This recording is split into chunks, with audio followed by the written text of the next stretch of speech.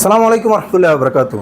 বর্তমানে যারা এই হাত দিয়ে অন্যের উপর জুলুম করতে আছেন, এই হাত দিয়ে সাধারণ জনগণের উপর হামলা করতে আছেন, এই হাত দিয়ে যারা সাধারণ ছাত্রছাত্রীর উপর আক্রমণ করতে আছেন, এই হাত দিয়ে যারা সাধারণ ছাত্রছাত্রীর বুকে গুলি চালাচ্ছেন, এই ফাঁ দিয়ে যারা দৌড়িয়ে দৌড়িয়ে সাধারণ জনগণকে হামলা করতেন, জনগণের উপর হামলা করতে আছেন, আল্লাহ তাআলা আপনাদের উদ্দেশ্যে বলেন, আল্লাহ তাআলা আপনাদের উদ্দেশ্যে আল কোরআনের সূরা আন-নূরের ২৪ নম্বর আয়াতে স্পষ্ট বলেন, আমি সেই দিন তাদের মুখে জবানকে বন্ধ করে দেব। সেই দিন তাদের প্রত্যেকটা অঙ্গ প্রত্যঙ্গ, তাদের হাত, তাদের পাও, সেদিন তাদের বিরুদ্ধে, তাদের কুকর্মের বিরুদ্ধে আল্লাহর কাছে কি দিবে? সাক্ষী দিবে।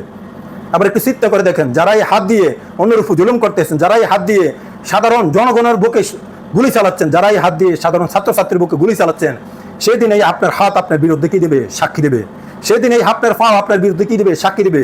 আপনি যে পা দিয়ে দৌড়ে দৌড়ে সাধারণ জনগণের উপর কি করছেন? হামলা করছেন।